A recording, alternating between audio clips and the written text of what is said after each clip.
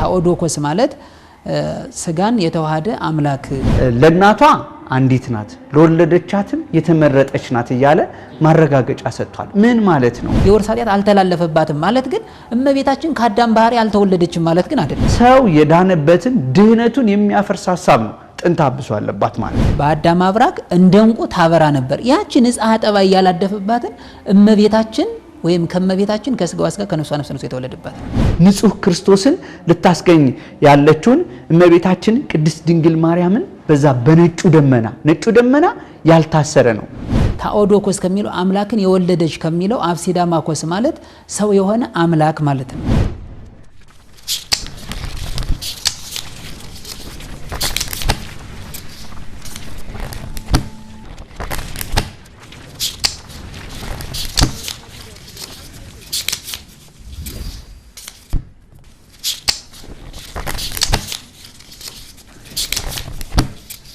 ሰላም ጤና ይስጥልኝ ክቡራን ተመልካቾቻችን እንደምን ቆይታችኋል? የአውደ መጽሐፍት ዝግጅታችን ጀምሯል።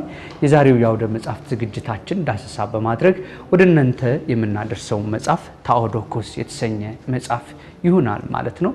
ይሄ በቅድስተ ቅዱሳን ድንግል ማርያም ዙሪያ ላይ የተዘጋጀ መጽሐፍ ሲሆን አዘጋጁ ደግሞ መምህራን መምህር በጽሐ ዓለሙ ያዘጋጁት መጽሐፍ ነው። ይህ መጽሐፍ ለመጀመሪያ ጊዜ 2007 የታተመ ሲሆን 2 ጊዜ ያህል ተሻሽሎ ታትሟል ማለት ነው። አሁን እጃችን ላይ የሚገኘው 2013 ላይ የታተመው እትም ነው። ይህ በ7 ምዕራፎችና በ292 ገጾች የሚጠናቀቅ መጽሐፍ ነው። ወላዲተ አምላክ ቅድስት ድንግል ማርያም በነገረ ድህነት ያላት ሱታፌ፣ ቅድስት ድንግል ማርያምና ነገረ ድህነት ያላት ጸጋ በመጽሐፍ ቅዱስ በሊቃውንት እንዴት ተገለጸች?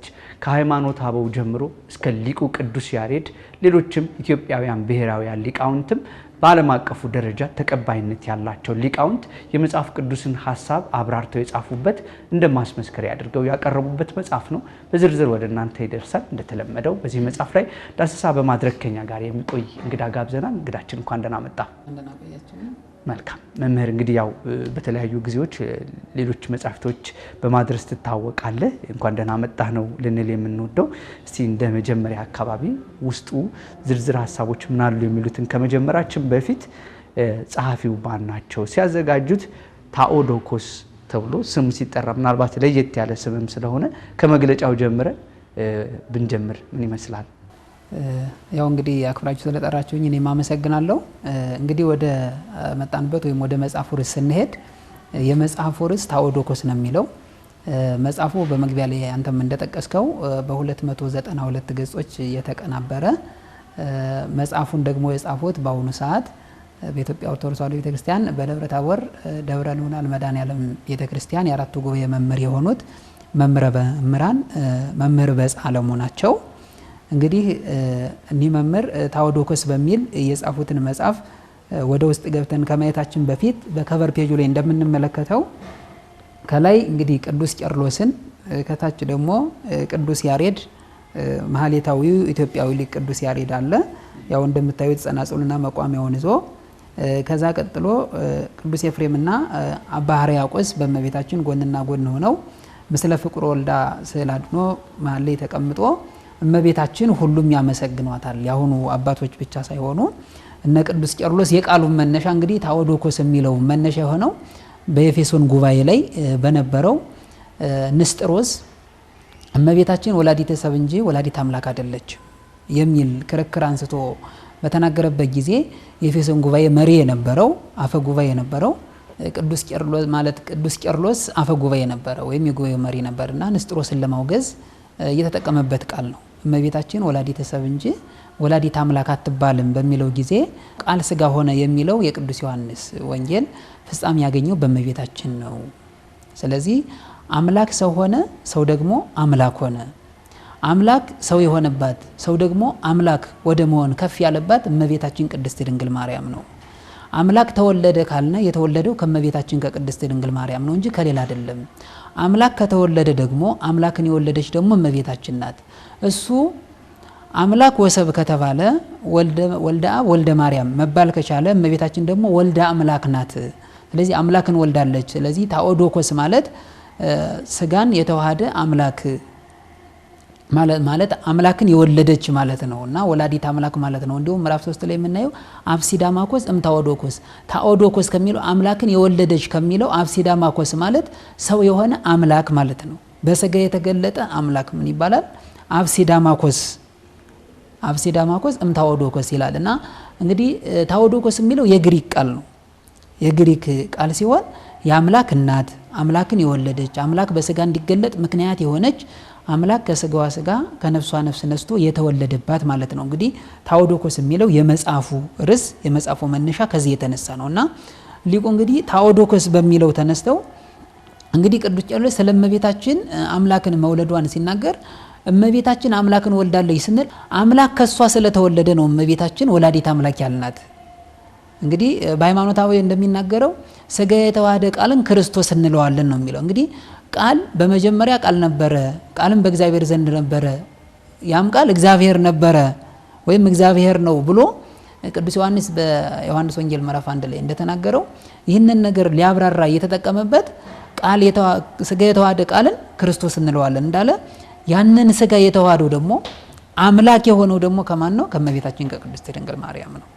ስለዚህ ከመቤታችን ከቅድስት ድንግል ማርያም ከስጋዋ ስጋ ከነፍሷ ነፍስ ነስቶ ወልደ ማርያም ወልደ አብ ወልደ ማርያም ሲባል እሷ ደግሞ የአምላክ እናት እማምላክ ወላዲት አምላክ አምላክን የወለደች የአምላክ እናት ወደሚል ይህንን ክብር ይህንን ጸጋ አግኝታለች ማለት ነው።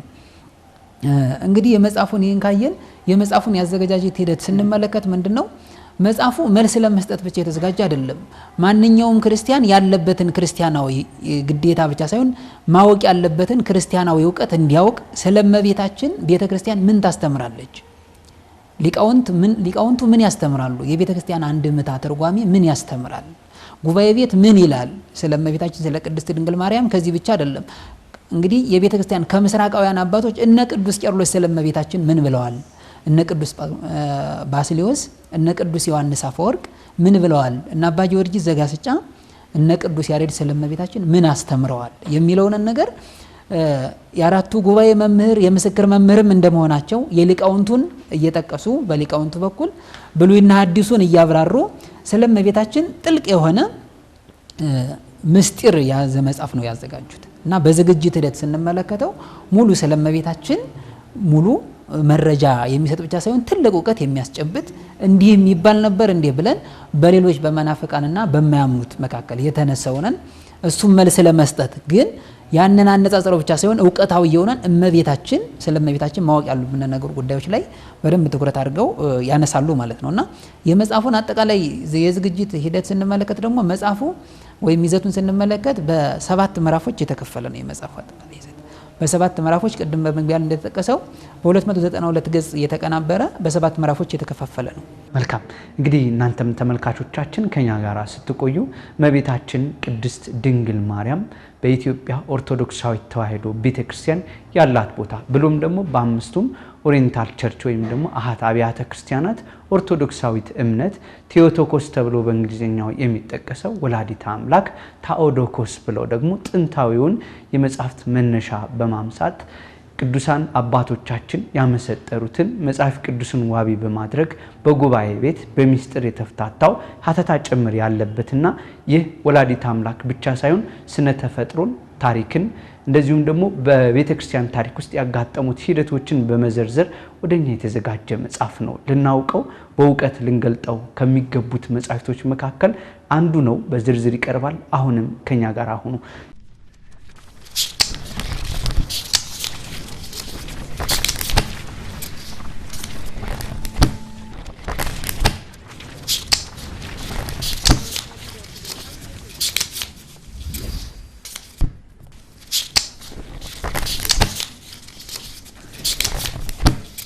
ጥሩ እንግዲህ መምህር እየመጣህበት ነበር። እንግዲህ እንደተጠቀሰው ምናልባት ወደ ውስጥ እየገባን ስለሆነ ማለት ነውና ታሪኩ ከመነሻው ስንመጣ አርትኦት በመስራቱ በኩል ሁልጊዜም የምናውቃቸው መምህር ብርሃኑ አድማስ በዚህ መጽሐፍ ላይ አርትኦቱን የሰሩና የግል አስተያየታቸውን ሰጥተውበት ይገኛል። እንግዲህ እሳቸው ከተነሱበት ሐሳብ ተነስተን ስንመጣ ምናልባት ወደ ውስጥ ከመግባታችን በፊት ምናልባትም በኢትዮጵያ ኦርቶዶክስ ተዋሕዶ ቤተክርስቲያን ነገረ ማርያምን ጽፈው ወይም በዚህ በአማርኛ መጽሐፍት በኩል ተብራርተው ከቀረቡት መጽሐፍቶች ሊጠቀስ ከሚችሉት መጽሐፍቶች አንዱ ይህ በመምህር በጽሐ ዓለሙ የተዘጋጀው መጽሐፍ አንደኛው ስለመሆኑ ጠቅሰው በይበልጥም ደግሞ ሌሎች መጽሐፍቶች ያነኳቸውን የሊቃውንትን የጉባኤ ቤትን ሀተታን ሚስጥርን ያብራሩና ያፍታቱ ከዚህ ቀደም መናፍቃን መነሻቸውና መድረሻቸው ምሳሌያቸውን ከታሪክ ጋር በማጣቀስ ያመጡበትን መንገድ እጅግ በጣም አድንቆ የትኛውንም ሰው ዕውቀት ለመጨመር ራሱን ለመገንባት እንዲረዳው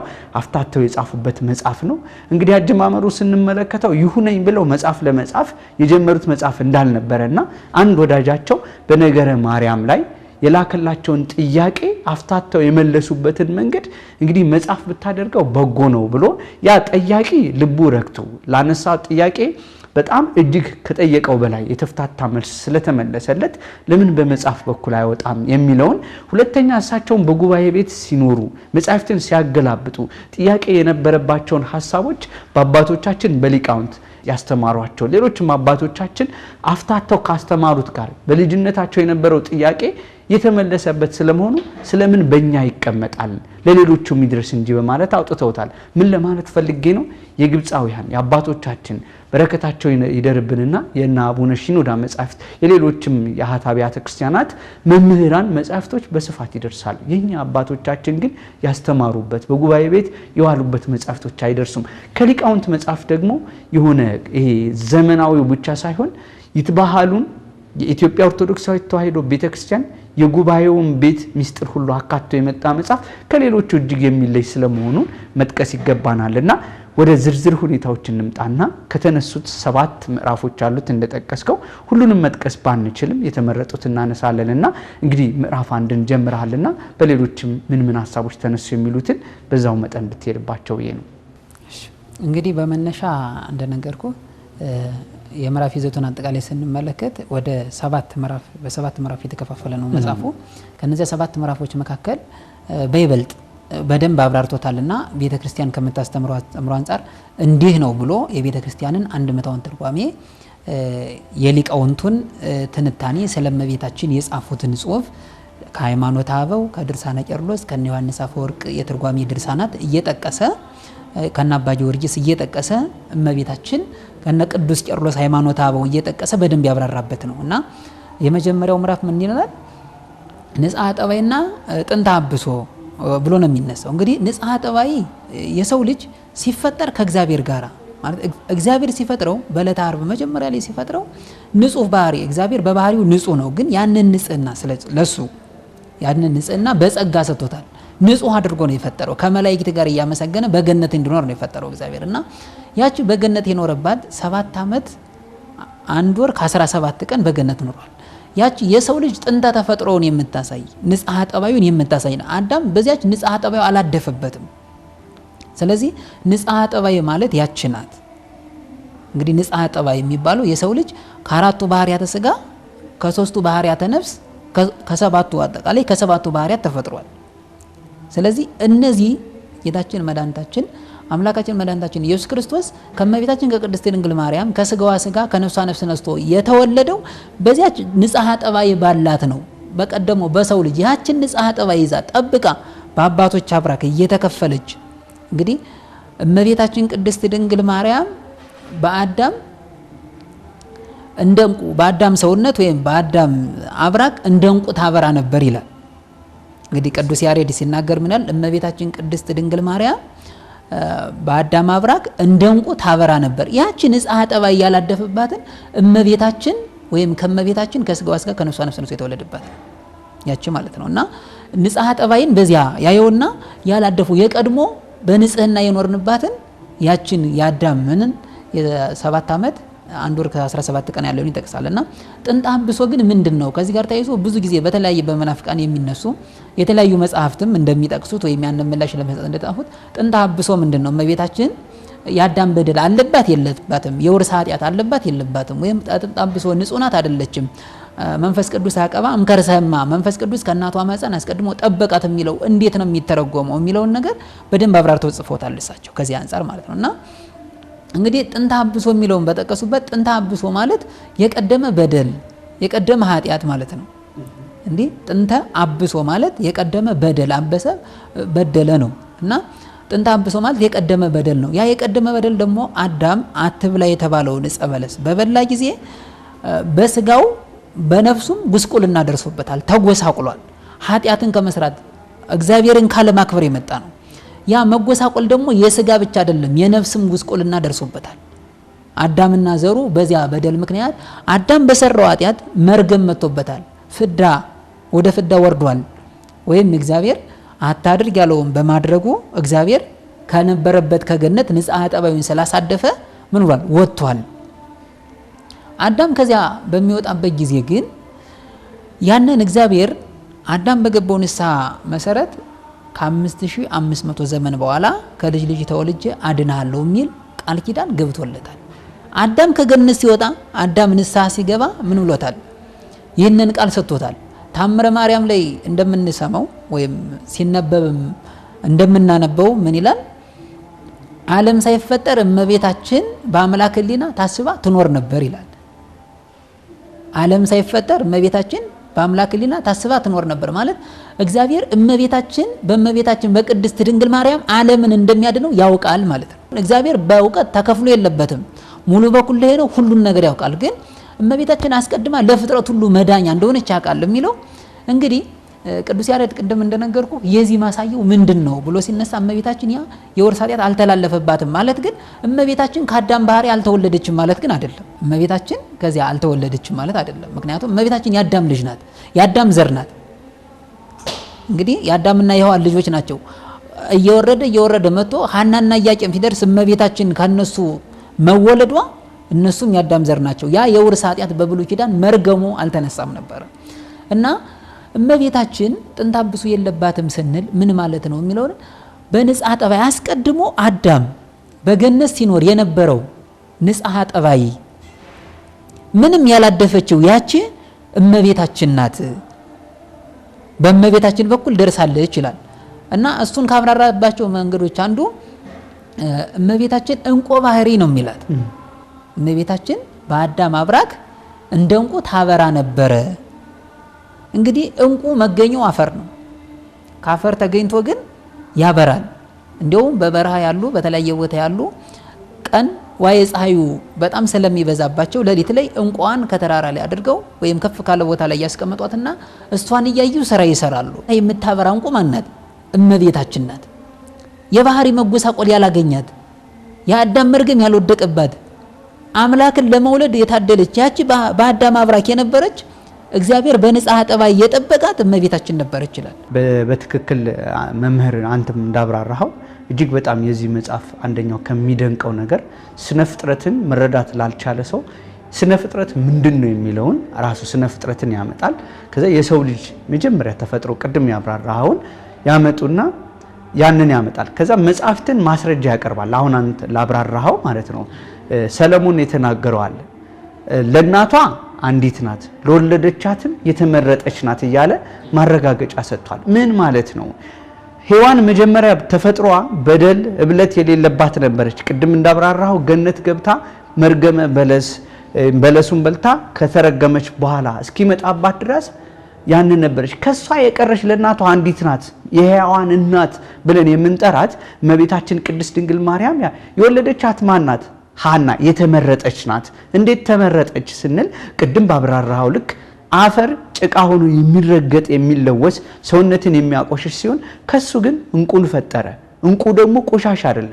ልክ በዚህ መልኩ እግዚአብሔር እንዴት ይህንን ለየው እንደማንል ሁሉ በሐሳቡ አስቀድሞ ዓለማትን ሲፈጥር ሁሉ ያስቀመጣት ስለመሆኑ በዚህ ተላልፋ መምጣቱን መጽሐፍ ቅዱስን ዋቢ አድርገው ያብራሩበታል። ቅድም ካመጣቸው መተሳሰር ስላለባቸው ያስተሳስሩታል። አሁን ሰዎች ደካማ ናት ይላሉ። ላቲ ስብዓት አስበው አስቀድሞ የእግዚአብሔርን አነዋወር እግዚአብሔር የፈጠረውን እንዲያመልከው በ1000 ዓመት እየታደሰ ክብሩን እየቀደሰ እንዲኖር የተፈቀደለትን ሰው ትእዛዙን ጥሶ ሲወጣ ያድንበት ዘንድ ከፍጥረታት ሁሉ የተለየች ስለመሆኗ በአዲስ ኪዳን በብሉይ ቀድሞ በነበሩት በአበው የተነገረላት ድንግል ማርያም እንደማንኛውን ሰው ያነሳሉ። ይሄ ብቻ እኮ አይደለም።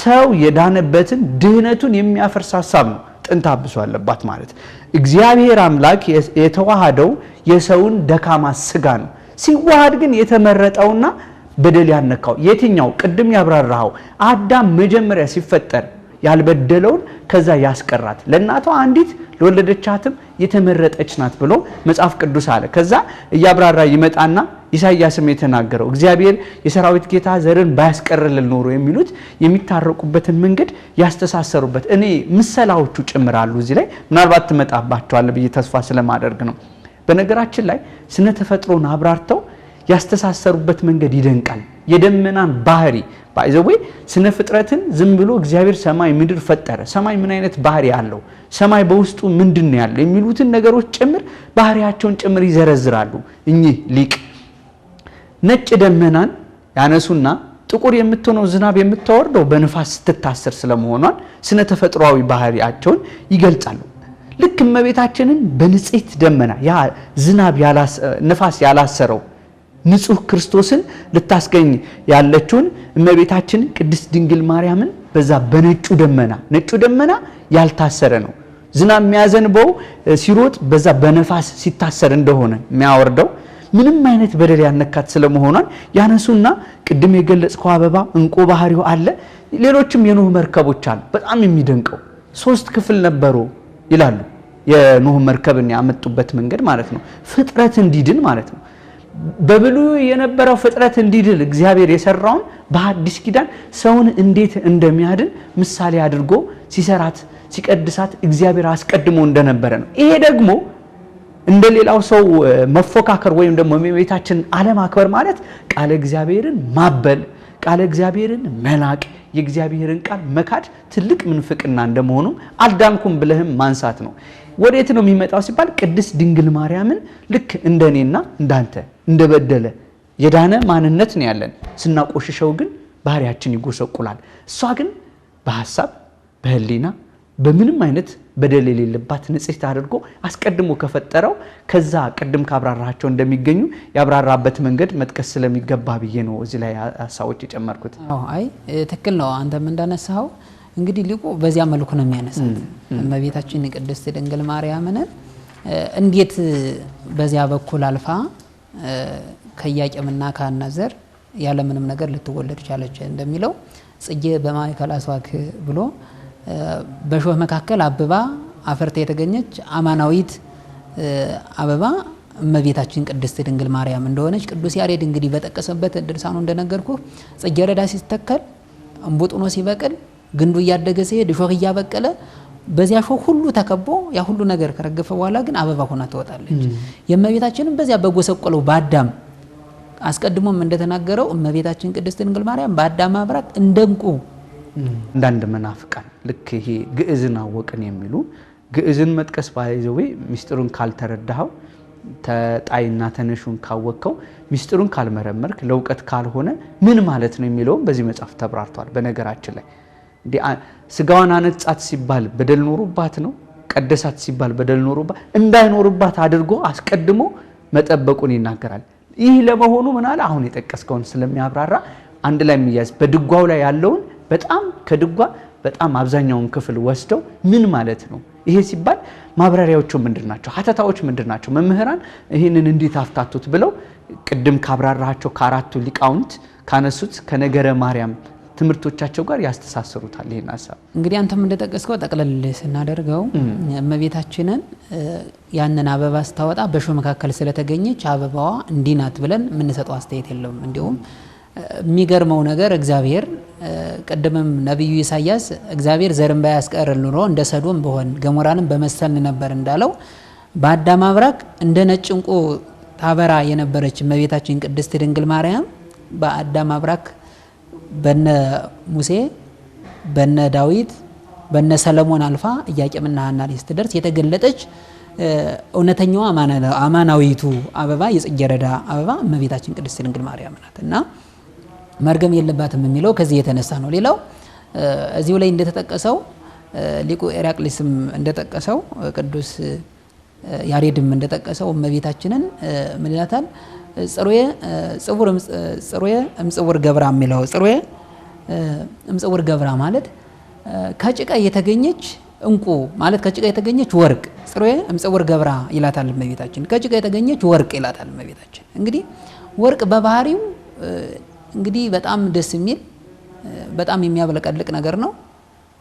ሁሉም ለትልቅ ጌጥ የሚፈልገው ነው። ወርቅ ለጌጥ የሚያገለግል ነው። ጽሩየ ገብራ እምጽውር ገብራ እንግዲህ እመቤታችን ጽሩየ ይችን ወርቅ የሆነች እመቤታችንን ነገር ከጭቃ ማለት ወርቅ የሆነች ነገር ከምንድን ነው? ከጭቃ ነው የምትገኘው። ወርቅ የሚገኘው ከየት ነው? ከጭቃ ነው የሚገኘው። ጭቃ ውስጥ ነው። ጭቃው እንትን ከማማ በኋላ ከዚያ መካከል ነው ወርቁ እየነጠረ ከወጣ በኋላ ያንን ሁሉ የጭቃ ፕሮሰስ ካለፈ በኋላ እንደገና ወጥቶ ተስተካክሎ ጌጥ ሆኖ ሁሉም ማጌጫ አድርገዋል። ሁሉም ለሚፈልገው ነገር ይጠቀምበታል። ግን ያቺ ወርቅ የተገኘችው ከምንድን ነው? ከጭቃ ነው የተገኘችው። ከምንድን ነው? ከጭቃ ነው የተገኘችው። እመቤታችን ቅድስት ድንግል ማርያም የተገኘችው ከአዳምና ከሔዋን ነው። ኃጢአት በደል ካጎሳቆለው መርገመ ስጋ መርገመ ነፍስ ካለባቸው ከነሱ ዘር ነው የተገኘችው እመቤታችን። ግን እግዚአብሔር ከጭቃ መካከል ወርቅን ማስገኘት እንደሚችል በዚያ ኃጢአት መካከል እንኳን አልፋ የምትገኝ እመቤታችን ንጽሐ ጠበይ ያላደፈባት ማንን አገኘን? እመቤታችን ቅድስት ድንግል ማርያምን አገኘን ይናገራል። ስለዚህ እመቤታችን ከጭቃ በምሳሌ ሲያስረዳ ምን ነው? ከጭቃ መካከል ወርቅን ማውጣት እንደሚቻለው እመቤታችን በዚያ መካከል አልፋ በአዳም አብራክ እያለፈች እንግዲህ መሰረታቲያ ውስተ አድባር ቅዱሳን ያለው ስለዚህ ነው። እመቤታችን ሲናገር መሰረታቲያ ውስተ አድባር መሰረቶቿ የተቀደሱ ተራሮች ናቸው ያለው። በነ ሙሴ እያለፈች በነ አብርሃም አድርጎ በነ ሙሴ አሳልፎ ጌታችን መድኃኒታችን ኢየሱስ ክርስቶስ እስከሚወለድበት ድረስ እስከ ሐናና እስከ ኢያቄም ድረስ ያደረሳቸው በዚያ መካከል ነውና በደልና መርገም ባለበት መካከል ጌጥ ለፍጥረት ሁሉ ጌጥ የምትሆን እንግዲህ ወርቅ ለተከበረ ነው የሚሆነው። ንጹሃ ባህሪ ላለው ነው የሚሆነው። ያቺ ንጹሃ ባህሪ ወርቅ የሆነች እመቤታችን አምላክን ለመቀበል ለአምላክ እጅ መንሻ የሆነችን እግዚአብሔር ወደዚህ ምድር ሲመጣ እግዚአብሔርን ለመቀበል እጅ መንሻ አድርገን የሰጠናት በሷ በኩል እሷን አይቶ ንጽህናዋን አሽቶ ምንድነው በቅዳሴ ማርያም ላይ አባ ሕርያቆስ ምን ይላል? እግዚአብሔር ምስራቅንና ምዕራብን ሰሜንና ደቡብን አሻተተ እንዳንቺ ያለ ግን ምን አላለም አላገኝም ይላታል። እንግዲህ ጌታችን መድኃኒታችን ኢየሱስ ክርስቶስ ከአዳም ልጅ ወይም ከአዳም ዘር ሰው ለመሆን ሲፈልግ ምስራቅንና ምዕራብን ሰሜንና ደቡብን ሁሉንም አሻተተ እንዳንቺ ያለ ግን ምን አላለም አላገኝም። እንደመቤታችን ያለ አልተገኘም።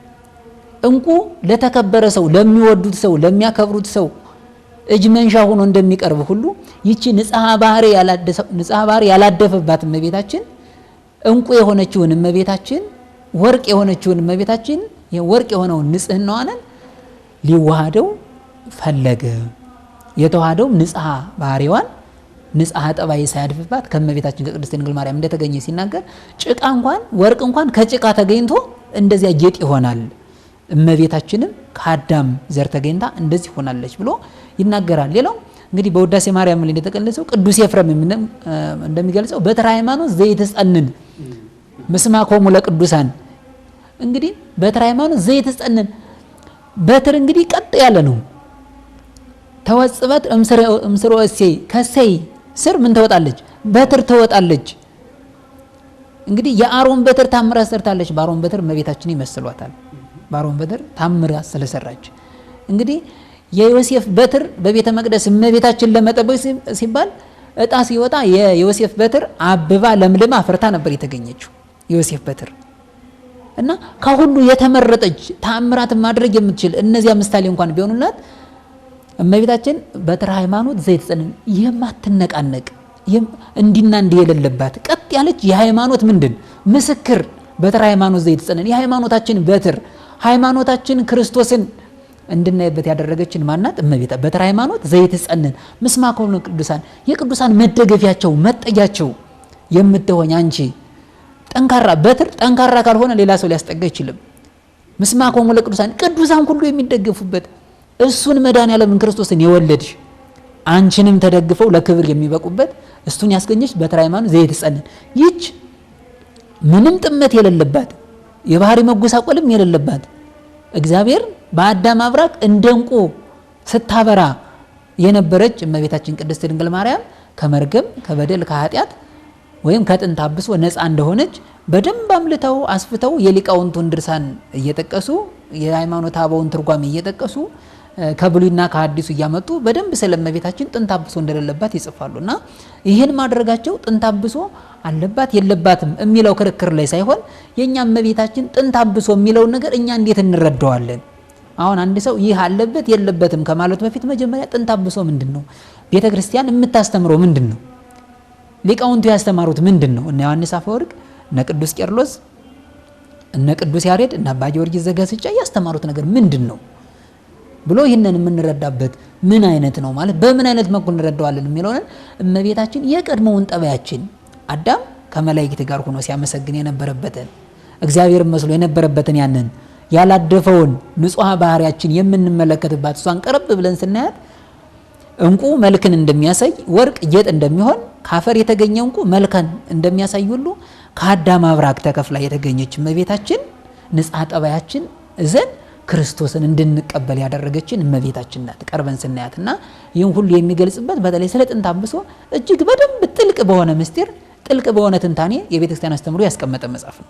ክቡራን ተመልካቾቻችን እየተከታተላችሁት የምትገኙት የአውደ መጽሐፍት ዝግጅታችን ነው። የዛሬው የአውደ መጽሐፍት ዝግጅታችን ወደ እናንተ እየደረሰ ወይም እየተብራራ የሚገኘው መጽሐፍ ታኦዶኮስ የተሰኘና በመምህራን መምህር በጽሐ ዓለሙ የተዘጋጀና ወላዲት አምላክ ቅድስተ ቅዱሳን ንጽሕት ድንግል ማርያም ዙሪያ ላይ የሚያጠነጥን መጽሐፍ ነው። በርካታ በነገረ ድነት ውስጥ ልናገኛቸው የሚገቡ ልናውቃቸው ስለሚገቡ የቤተ ክርስቲያን ትምህርቶች በጥልቀት በስፋት ያብራራ መጽሐፍ ነው ወደ እናንተ እየደረሰ ያለው። አሁንም ከኛ ጋር ሁኑ። ዘግየት ብላችሁም የጀመራችሁት ካለ ከዚህ መጽሐፍ ጋር ሊቁ ያብራሩትን ወደ እናንተ እየደረሰ ይገኛልና ብዙ ታተርፋላችሁ። የአብሮነት ቆይታችሁ አሁንም ከኛ ጋር ይሁን።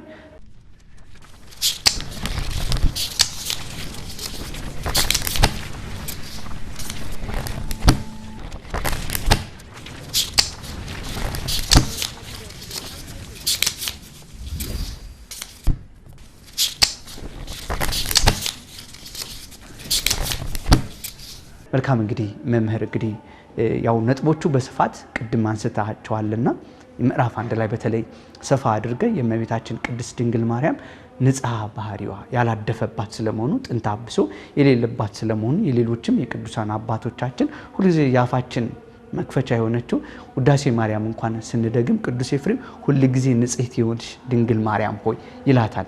ትናንትና ዛሬ ሳንል ሁልጊዜ እያለ መናፍቃን የሚያነሱትን ሁሉ ሐሳብ የጣለውን በእንደዚህ አይነት መልኩ እያብራራ የጻፈበት መጽሐፍ ነው። ሁለተኛ ሲሞግቱ ምን ይላሉ? ይሄንን ምዕራፍ እንደው ከመዝጋታቸው በፊት ይሄንን ስናነሳ ትምህርቱን እንደ ትምህርት እንያዘው ይላሉ። እንደ ትምህርት እንያዘው እንዴት? ቅድም አንተም እንዳብራራው ምን ማለት ነው ጥንተ አብሶ የሚለውን መሰረታዊ ሐሳቡ ካልገባን ሰዎች ይሄንን ሐሳብ ሲያመጡ መመለስ ስለማንችል አስረጂ ያቀርባሉ። ሁለተኛ በዚህ ሐሳብ እመቤታችን ጠልተው የሚነሱ ሰዎች አጋንንታዊ ትምህርት ስለመሆኑ በዚህ ዙሪያ ላይ መጻሕፍት አልተናገሩም። ራሱ የሕይወት የሆነው ታላቁ መጽሐፍ ቅዱስ እንዲህ ብሎ አልተናገረም። ሁለተኛ መጽሐፍ ቅዱስ ስለ እመቤታችን ቅድስት ድንግል ማርያም ነገረ ድህነትን ሲያብራሩ ይህንን ቃል የጻፉ የትኛውም ሊቅ የለም። መናፍቃን ግን ከቤተ ክርስቲያን ተለይተው ሲወጡ ግን እንዲህ አይነት የተበላሸ ሐሳብ መንፍቅና ሐሳብ ይዘው በየራሳቸው ሐሳብ ተነስተው ወጥተው ይሆናል ተወግዘዋል። ይህንን ደግሞ እንግዲህ መጽሐፉ ብዙ ሐሳቦች አሉት። በማንበብ ብዙ የደረጃ ሐሳብ ነው ሊያገኙት የሚችሉት።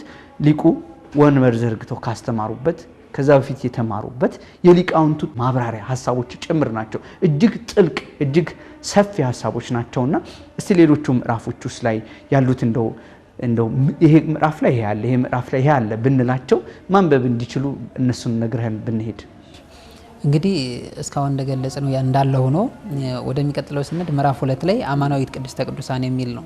እንግዲህ እመቤታችን አማናዊት እውነተኛዋ ቅድስተ ቅዱሳን ነው። እንግዲህ ከቅዱሳን ሁሉ ቅድስት ናት እመቤታችን። መትሕተ ፈጣሪ መልዕልተ ፍጡራን ከፈጣሪ በታች ከፍጡራን በላይ የሆነች እመቤታችን ቅድስት ድንግል ማርያም ነውና አማናዊት ቅድስተ ቅዱሳን ከሚለው ስለ እመቤታችን እዚህ ላይ 3 ጉዳዮችን ያነሳል። የመጀመሪያው የእመቤታችን ድንግልናዋን ያነሳል። ከዛ በኋላ ቀጥሎ የእመቤታችን ቅድስናዋንና ትህትናዋን ያነሳል።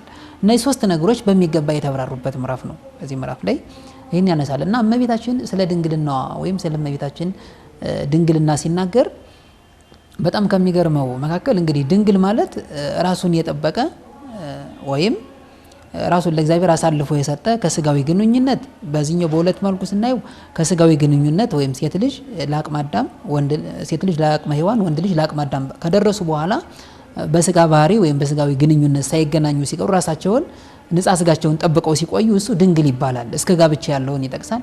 ሌላው ደግሞ በሐሳብም በምንም ነገር በገቢርም ንጹህ ሆኖ ራሱን እስከ መጨረሻው ድረስ ንጹህ ያደረገን ወይም ደናግል አለን ለእግዚአብሔር ራሳቸውን አሳልፈው የሰጡ እነሱንም ደናግል ይላቸዋል። እና የእመቤታችን ድንግልና ሲያነሳ ግን ሊቁ ቅዱስ ባስልዮስ እመቤታችን እንዲህ ይላታል፣ ወትረ ድንግል ማርያም ነው የሚላት። በቅዳሴው ላይ ቅዱስ ባስልዮስ ቅዳሴ ላይ ምናል ወትረ ድንግል ማርያም፣ ሁሉ ጊዜ ዘላለም ድንግል የሆነች ድንግል ማርያም ብሎ ነው የሚጠቅሳት። ዘላለም ድንግል የሆነች ማናት? ድንግል ማርያም ናት። እንግዲህ ይህንን ሲጠቅስ ምንድነው እመቤታችን ቅድመ ጸኒስ ድረ ጸኒስ ጊዜ ጸኒስ እመቤታችን ድንግል ናት። ከመጽነሷም በፊት ድንግል ናት፣ በጸነሰችም ጊዜ ድንግል ናት፣ ከጸነሰችም በኋላ ድንግል ናት። እመቤታችን ስትወልድም ቅድመ ወሊድም ጊዜ ወሊድም ድረ ወሊድም እመቤታችን ድንግል ናት። ይሄ ብቻ አይደለም፣ እመቤታችን ከዚህ አይነት ድንግልና ብቻ አይደለም፣ እመቤታችን በስጋዋ ድንግል ናት፣ በነፍሷ ድንግል ናት፣ በህሊናዋም ድንግል ናት እመቤታችን። ሌሎች ሰዎች የስጋ ድንግልና ቢኖራቸው የህሊና ድንግልና የላቸውም፣ የነፍስ ድንግልና የላቸውም። እመቤታችን ግን በስጋ በነፍስም በህሊናም በሁሉም ነገር ድንግል ናት። ወትረ ድንግል ማርያም ብሎ ይጠቅሳታል። እመቤታችን ዘላለማዊ ድንግል ናት የሚለውን ነገር በደንብ ያነሳል። ከዚህ ላይ ስለ እመቤታችን ድንግልና ስናነሳ ይቅርታና እዚህ ሐሳብ ላይ ይሄ ዘላለማዊ ድንግል የሚለውን አንዳንድ መጻሕፍቶች ላይ እንዴት ያፍታቱታል ይሄን ሐሳብ እሳቸውም ጠቅሰውታልና ልክ ጌታችን መድኃኒታችን ኢየሱስ ክርስቶስ አይሁዳውያን ጸሐፍት በወቅቱ በጠየቁት ጊዜ ስለ ሙሴ ሕግ አንስተው ስለ አንድ ሚስት ማግባት የፍቺዋን ደብዳቤ ይስጣት ይላልና ስለሱ ጉዳይ ባነሱ ጊዜ ስለ ልባቸው ክፋት ይሄን አሉት። እንግዲያውስ አሉት ያው አንዱ አግብቶ ቢፈታት ሌላው ቢያገባት የሚለውን ጥያቄ አንስተው ታዲያ በመንግስተ ሰማያት ይህቺ ሚስት ለማን ትሆናለች? ለማንኛው ባል ነው ሚስት የምትሆነው የሚለውን ጥያቄ ሲያነሱ ምንድነው ጌታችን የመለሰላቸው?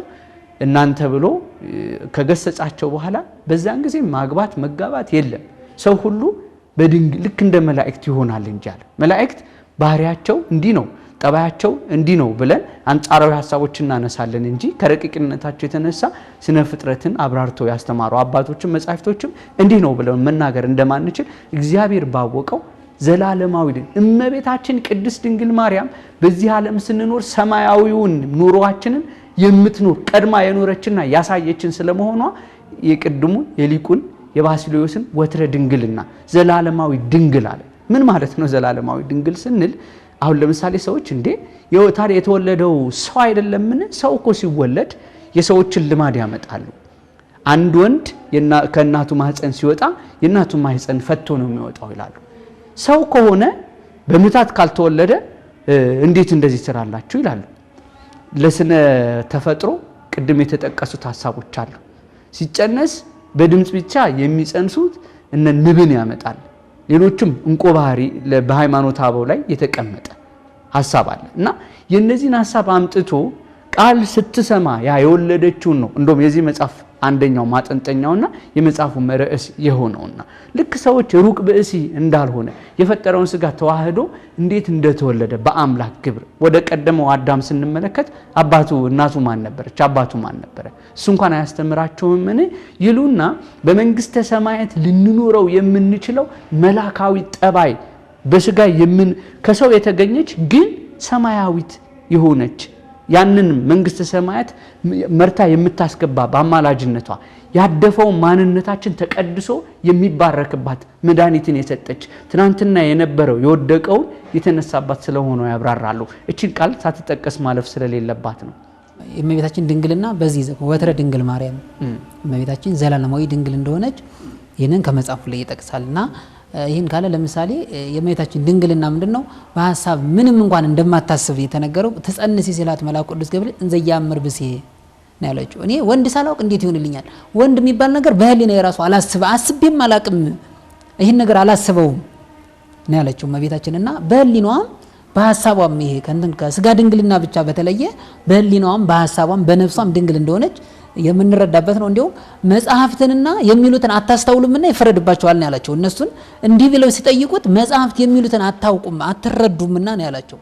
እንደዚያ ሲሉት በመንግስተ ሰማያት ማግባት መጋባት የለም፣ ነገር ግን ይሄ ብቻ ሳይሆን መጽሐፍት የሚሉትን በትክክል አትረዱምና በመጨረሻ ይፈረድባቸዋል ነው ያላቸውና ምን እንደሚል መጽሐፍት ምን እንደሚሉ ስለ እመቤታችን ድንግልና ያለውን በግልጽ ያስረዳል። ሌላው የእመቤታችን ቅድስናዋን ይናገራል። እንግዲህ የእመቤታችን ቅድስና ሲገለጥ ምንድነው አይልሳን ዘይክ ለነቢበኪ ነው የሚለው ማለት ምን አይነት አንደበት ስላንቺ ይናገራል ይላል ቅዱስ ኤፍሬም። አይልሳን ዘይክ ለነቢበኪ ነቢበ እበኪ ስላንቺ ልልና ስላንቺ ቅድስና ስላንቺ ክብር መናገር እንዴት ይቻላል? ምን አይነት አንደበት ሊናገር ይችላል? እባ ያለ ድንግል እይትካለ ተነግሮ ቅዱስ ኤፍሬም የእመቤታችን ድንግልና ማለት የእመቤታችን ክብር የእመቤታችን ልዕልና ሊናገሩት የማይችል ነው። እባ ያለ ድንግል እይትካለ ተነግሮ እንዲህ ነው እንዲህ ይሆናል እንዲህ አይደረግም ብሎ እንዴት እንዲሆነ ብሎ ለመናገር የሚከብድ ነው ይላል እና ስለ እመቤታችን ልዕልና ስለ እመቤታችን ቅድስና ለመናገር እንኳን ምስማኮሙ ለቅዱሳን የቅዱሳን ሁሉ መደገፊያቸው ናት እመቤታችን። የቅዱሳን ሁሉ መደገፊያቸው እንደሆነች ስለ ቅድስናዋ እነዚህ ነገሮች እየተናገረ ቅድስናዋን በደንብ አጉልቶ ከሊቃውንቱ ከአንድምታው ከመጽሐፍቱ በደንብ አብራርቶ እስታቸው የደረሱበትን የመረዳት ብቻ ሳይሆን ከነ ቅዱስ ቄርሎስ ጋር አብረው እንደነ ቅዱስ ቄርሎስ እመቤታችን እያመሰጠሩ ያለውን ነገር ስለ እመቤታችን በደንብ አድርገው የጻፉበት ክፍል ነው። ሌላው ከዚህ ላይ ትህትናዋን ስለ እመቤታችን ትህትና ተጠቅሷል። እመቤታችን ትህትናዋ ምንድነው? በቤተ መቅደስ እያለች የኢሳይያስን መጽሐፍ ስታነብ ድንግል ትጸንስ ወተወልድ ወልደ ሲል ድንግል ትጸንሳለች ወንድ ልጅንም ተወልዳለች የሚለው ላይ ስትደርስ ለዚችስ በዘመኗ ደርሼ አገልጋዩ በሆንኩኝ ትል ነበር እንጂ እኔ እንደዚያ በሆንኩኝ አትለም ነበር። እግዚአብሔር ለዚያ እንዳጫት እሷ ራሷን መቼም ቢሆን ከፍ አድርጋ አይታ አታቅም ነበር። አገልጋዩ በሆንኩኝ እያለች ትመኝ ነበር እመቤታችን እና እመቤታችን ቅድስት ድንግል ማርያም ቅዱስ ገብርኤልም ሲያመሰግናት እፎኑ ይከውነን ነው ያለችው። እንዴት ያለ ምስጋና ነው አለች። ይሄ እኮ ከሰው እንዴት ተፈስሒ ፍስሕት ኦ ምልዕተ ጸጋ ጸጋን የተመላሽ ሆይ ደስ ይበልሽ እኮ ደስተኛይቱ ሆይ ደስ ይበልሽ ሲላት ደስተኛ ሆይቱ ሆይ ደስ ይበልሽ የሚለውን ቃል ሲነግራት እፎኑ እንዴት እንደዚህ አይነት ምስጋና ለሌላ ታመሰግነኝ ትችላለህ? እንዴት ለኔ እንዲህ አይነት ነገር ሊቀርብልኝ ይችላል? አይ እስማልቦ ነገር ዘይሳኑ ለእግዚአብሔር የሚሳነው ነገር የለም ሲላት ምን አለች? ነያመቱ ለእግዚአብሔር አለችው። እኔ እግዚአብሔር ባሪያው ነኝ። ይኩነኒ በከመ ትቤለኒ የምትለኝ የምትናገረኝ ሁሉ ይሁንልኝ ይደረግልኝ አመሰግናለሁ አለች። እንግዲህ እግዚአብሔር ያንን ነገር እንዲያደርግላት እንኳን እመቤታችን ይህን ነገር ተጠይቀው ነበር።